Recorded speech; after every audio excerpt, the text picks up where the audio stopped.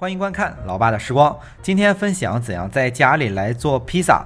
虽然做法不是很正宗的那种用到的材料也都是一些很常用的，但是经济实惠，味道也是非常棒。味道和口感和买的基本上也没太大区别。学会了之后，想吃披萨，咱就可以自己在家做了。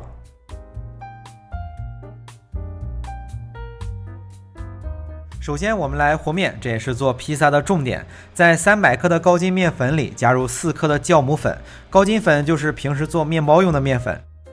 简单的搅拌下之后，再加入25克的糖，5克的盐，210克的水，水的分量很大，面团会很粘手，可以先用刮刀把面粉简单的搅拌一下。做披萨其实就和做中式的饼原理差不多，用水量特别大，把面团和得特别软，还要加入很多的油。烤的时候要急火快烤，这样做好之后表皮有一点酥，里面是软的，所以对烤箱是有一定要求的。具体后面烤的时候给大家解释一下。简单的翻拌一下之后，再加入30克的油，然后下手和成一个均匀的面团。虽然面团和起来很粘手，但是做这一类饼包括中式的烧饼，就不需要太复杂的揉面，把面团揉均匀就行。面团成型以后，可以直接拿到案板上来揉。揉的时候，在案板上和手上抹上少许的油，大概2-3分钟就能揉好。面团揉好之后，可以分成2个面剂子，可以制作2张10寸的披萨。做中式的饼要在做饼的时候抹上油酥；做披萨是在面团醒发的时候加入油。所以我们取来2个小碗，分别加入1勺的油，把面团放入碗中，上面也抹上少许的油，然后用保鲜膜包起来。醒发的时间会比较长，我们可以前一天晚上准备好，放在冰箱的保鲜层，低温醒发1夜，大概10个小时左右，第2天来制作。当然也可以直接放在桌子上常温醒发。常温醒发和家里的温度有很大关系，所以不好固定一个时间，我们可以按照体积来算。等醒发好之后，后面制作的时候给大家展示一下。那接下来制作番茄酱，这也是做披萨常用的材料，是准备3个西红柿，大约600克左右。在西红柿的表面划上十字花刀，用热水烫一下，很容易就把皮扒下来。西红柿去皮之后，需要简单的切一下。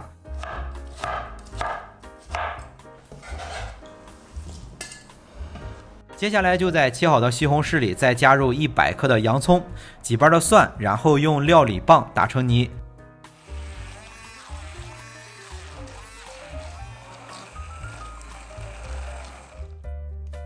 打好之后就倒在炒锅中炒成番茄酱就行了。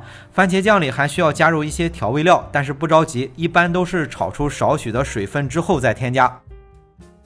这一步很简单，用中火炒出少许的水分之后，再加入20克的油，20克的白砂糖，5克的白胡椒粉，5克的盐，然后就把这份材料慢慢的炒至粘稠就行了。就像我们在超市买的那种番茄酱，番茄酱的做法就是这个做法，但是这个用料有点不是很正宗，因为很多西餐里面的用料咱们都不了解，加上饮食文化不一样，咱们很少去用，所以用的都是咱们家里经常用的一些调味料。对于专业的人来说这个做法会比较 low， 但是咱这样做味道绝对不会差。番茄酱熬至粘稠，就像我们买的那种，然后盛出放凉，等待面团醒发好之后就可以来制作了。那至于怎样去搭配，做法就太多了，就像做中式的烧饼一样，天南地北各种做法，再加上不同的馅料，估计得有几百种。那披萨就做2种比较简单的，咱们大众都比较喜欢吃的口味。首先取来一个10寸的披萨的盘子，里面刷上少许的油，或者是垫上专门烤披萨的布，那种布是可以重复利用的可以起到不粘的作用。接着取过来醒发好的面团，如果按照体积来算的话，醒发到5分就可以，就是体积膨胀50%左右。醒发的时候我们要把它装在碗里，或者是用一个袋子装起来，就是为了防止醒发的时候过度膨胀。醒发的体积太大会导致面团里的气孔特别大，所以醒发的时候一定要包起来。由于放了很多油，就不怎么粘了，直接倒在盘子上按压成饼状。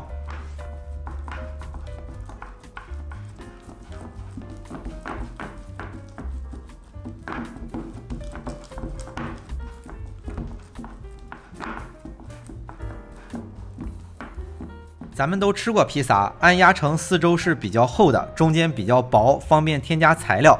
由于是发面的，按压的时候不要时间太长，尽量就是简简单单的快速成型就好。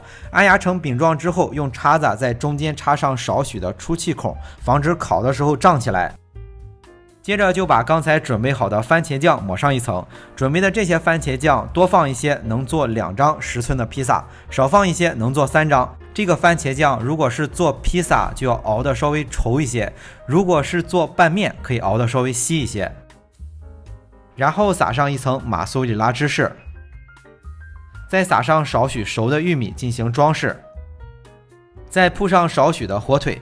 可放的东西就太多了，可以放鸡肉、牛肉、香肠，也可以放各种的水果。分量的话也没有什么固定，根据自己的喜好添加就行了。想吃芝士多一些的，最后再撒上一些芝士，就可以直接送入烤箱了。烤箱需要提前把温度预热好。烤披萨刚才也说了，要急火快烤，对烤箱的温度是有要求的。大部分的家用烤箱温度也就在230到250度之间，这个温度只能说勉强够用。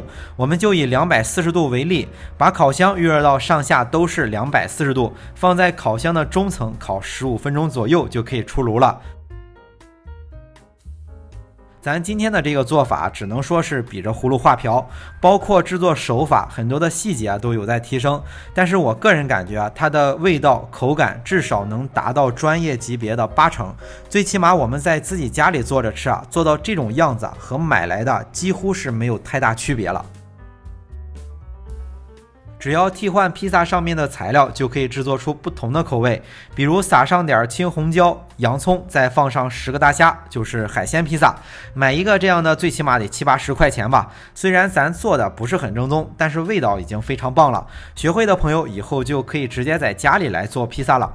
好了，为了方便大家去记视频中所需要的材料，视频下方的备注栏或留言区有文字版的配料，有问题可以在留言区留言。大家如果喜欢老爸做的美食，可以帮忙关注点个赞，谢谢大家。那今天的这期视频到这里也就结束了，也祝大家生活愉快。